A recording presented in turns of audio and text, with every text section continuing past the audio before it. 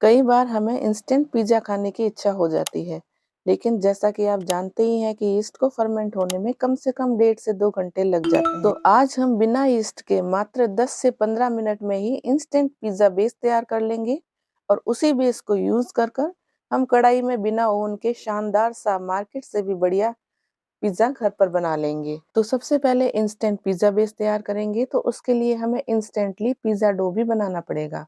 तो हमने यहाँ पर 2 कप मैदा लिया है, आप इसकी जगह गेहूँ का आटा भी ले सकते हैं। तो अब हमने यहाँ पर 2 टीस्पून पिसी हुई चीनी डाल ली है, यह डालना बिल्कुल ज़रूरी है और इससे आपका डो मीठा नहीं लगेगा, इस बात का आप घबराएँ भी नहीं। और अब साथ ही साथ हमने 1 टीस्पून नमक भी डाल लिया है।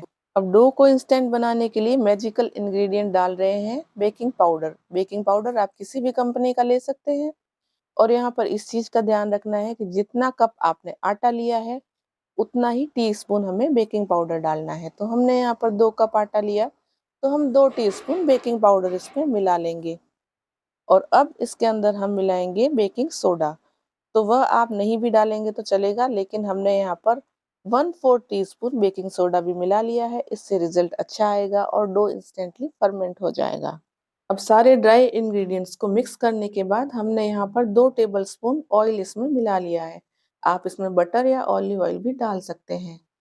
अब ऑयल को भी हम आटे के साथ अच्छी तरह से मिक्स कर लेंगे और इसको इंस्टेंट फर्मेंट करने के लिए हमने दही का इस्तेमाल किया है।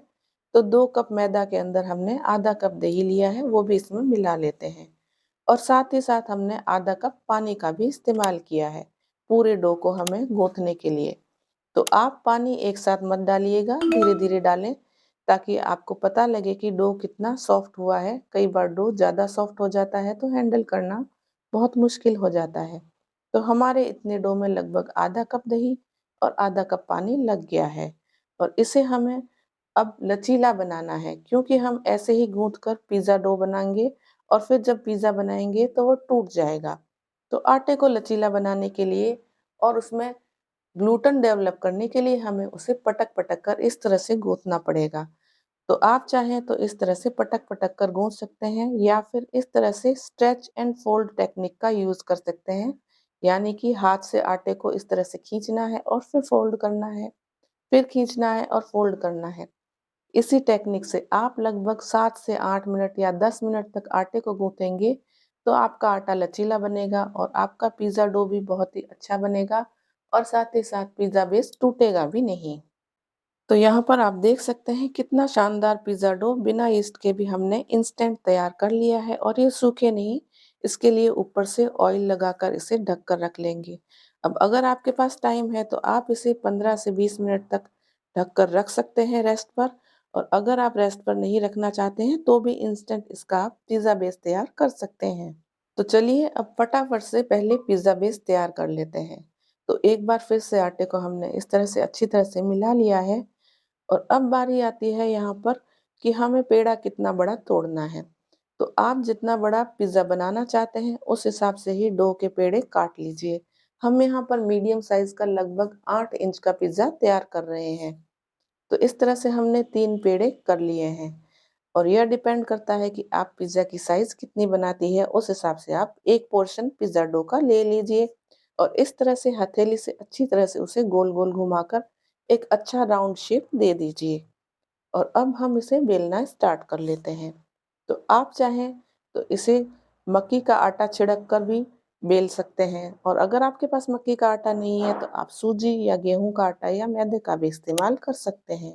मार्केट में अमूमन मक्के के आटे का यूज़ किया जाता है और अब आप चाहें तो हथेली से इस तरह से प्रेस करते हुए इसे बड़ी साइज़ में बेल कर तैयार करें और चाहें तो आप बेलन का भी इस्तेमाल कर सकते हैं और जितनी साइज़ का आपको पिज़्ज़ा बनाना है, आप उस तरह से रोटी के आकार का इसे बेल लीजिए। अब यहाँ पर हमने अपने मोल्ड के साइज़ के हिसाब से पिज़्ज़ा बेस बेल लिया है।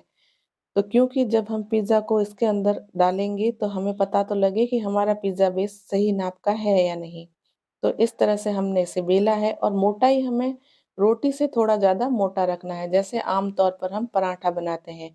क्योंकि जब हम इसे बेक करेंगे तो ये थोड़ा-सा फूलेगा और भी मोटा हो जाएगा। तो थिकनेस का भी आप ध्यान रखें और साइज़ यहाँ पर जितना हमें बड़ा बनाना है उससे थोड़ा-सा ज़्यादा बड़ा बेलेंगे, क्योंकि ये थोड़ा-सा श्रिंक भी होगा। अब अब पिज़्ज़ा हमारा भटूरे की तरह फूल कर गुब्बारा ना हो जाए, इसे बचाने के लिए हम इसके ऊपर छेद करेंगे। तो हमने एक कांटे की हेल्प से इस तरह से छेद-छेद कर लिए हैं। आप चाहें तो चाकू या किसी और चीज़ से भी इस तरह से हल्के-हल्के छेद कर लें, ताकि ये बेस फूल कर गुब्बारे जैसा ना हो जाए। अब गर्म तवे या पैन के ऊपर हमने जो पिज़्ज़ा बेस बेल कर रखा है, उसे डाल लेते हैं और बिल्कुल लो फ्लेम पर लगभग 2 से 3 मिनट तक ढककर इसे ऐसे ही सेकेंगे। और जैसे ही आप 2-3 मिनट बाद इसे चेक करेंगे तो ये नीचे से सिक चुका होगा। और आप ऊपर की तरफ से तभी सेकेंगे जब आप इन्हें स्टोर करना चाहते हैं। और अगर आप हाथों-हाथ पिज़्ज़ा बनाना चाहते हैं तो इस ऊपर वाली सरफेस को बेक करने की या सेकने की अब कोई जैसा कि ज़रूरत आपने नहीं। देखा कि एक तरफ से हमने इसे पूरा सेका है, लेकिन दूसरी तरफ से बहुत ही कम सेकना है, ताकि वह वाला से जो हिस्सा है, वह नीचे रहेगा जब हम पिज़्ज़ा को बेक करेंगे। तो अब हमने यहाँ पर अपनी एक ट्रे ले ली है जिसके अंदर हम पिज़्ज़ा को बेक करेंगे और उसको ऑयल से अच्छी तरह से ग्रीस कर लेंगे, ताकि पिज़्ज़ा हमारा इसके ऊपर चिपके नहीं और आसानी से बाहर निकल सके। और जो बेक किया हुआ पिज़्ज़ा बेस है उसे हम ले लेते हैं और यहाँ आपको ध्यान रखना है कि जो कम सिका हुआ साइड है या कच्चा साइड है, उसे हमें बेस पर नीचे रखना है और सिके हुए साइड को हमें ऊपर रखना है, जिसके ऊपर हमें टॉपिंग लगानी है।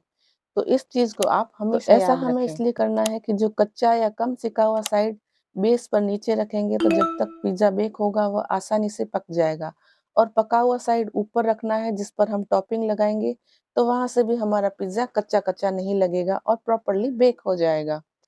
अब सबसे पहले हम इसके ऊपर पिज़्ज़ा पास्ता सॉस लगाएँगे और यह हमारी होममेड सॉस है। और आप जानना चाहते हैं कि इसे घर पर कैसे बनाएँ?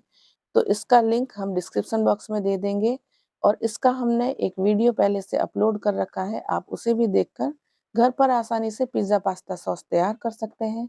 और आप चाहें तो कमेंट पर हमें बताएँ, तो हम आपको इसकी रेसिपी बता देंगे। और इसे अच्छी तरह से हमें इवनली स्प्रेड कर लेना है। अब यहाँ पर आप अपनी मनपसंद वेजिटेबल को इसके ऊपर टॉप कर सकते हैं और चाहे तो आप पहले इसके ऊपर चीज़ डाल लें। और चीज़ भी आप मोज़रेला या फिर प्रोसेस्ड चीज़ या चेडर चीज़ का इस्तेमाल कर सकते हैं। तो हमने यहाँ पर होममेड चेडर चीज़ का इस्तेमाल किया है और यह भी हमने किस तरह से बनाया है, आप जानना चाहें तो हमारे चैनल पर इसकी रेसिपी ऑलरेडी है और आप इसका लिंक डिस्क्रिप्शन बॉक्स में चेक कर सकते हैं। तो आप अपनी पसंद से कम या ज़्यादा चीज़ इसके ऊपर स्प्रेड कर लें। अब इसके ऊपर आप अपनी मनपसंद टॉपिंग डाल लें, जैसे कॉर्न है, पनीर, मशरूम, प्याज, शिमला मिर्च आदि। तो अब हमने पहले से ही एक कढ़ाई को गर्म करके रख लिया था, क्योंकि हम आज इसे बिना ओवन के बनाने वाले हैं। तो कढ़ाई को हमने 5 मिनट तक मीडियम फ्लेम पर प्रीहीट कर लिया है और बड़ी ही सावधानी से अब हम इस पिज़्ज़ा को इस कढ़ाई में डाल लेंगे।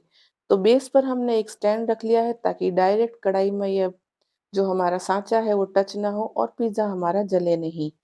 तो अब मीडियम टू लो फ्लेम पर इसे हम बेक करने वाले हैं। तो यहाँ पर हम मीडियम फ्लेम रखते हैं और लगभग 15 मिनट तक ही इसे ऐसे ही बेक करेंगे। अब सभी की कढ़ाई का साइज़ और मोटाई अलग-अलग होती है और बर्नर की जो फ्लेम है वह भी अलग-अलग होती है। तो इस बात पर डिपेंड करता है कि यहाँ पर इसे बेक होने में कितना टाइम लगेगा। तो बीच-बीच में आप इसे चेक करते रहें, ऐसा ना हो कि आपका पिज़्ज़ा जल ही जाए। तो यहाँ पर लगभग 20 मिनट हो चुके हैं और हमारा पिज़्ज़ा प्रॉपर्ली बेक हो चुका है। आप देख पा रहे हैं, ऊपर से भी अच्छी तरह से बेक हुआ है। तो ये थी आज की बिना यीस्ट, बिना ओवन की इंस्टेंट पिज़्ज़ा की रेसिपी। और रेसिपी को आप ज़रूर ट्राई करिए, आपको बेहद ज़्यादा पसंद आएगी। और इस रेसिपी वीडियो को अपनी फैमिली और फ्रेंड्स के साथ ढेर सारा शेयर और लाइक करना तो बिल्कुल भी ना भूलें। और अभी तक आपने हमारा चैनल सब्सक्राइब नहीं किया है, तो फटाफट से चैनल को सब्सक्राइब करके बेल आइकन को ज़रूर प्रेस करें,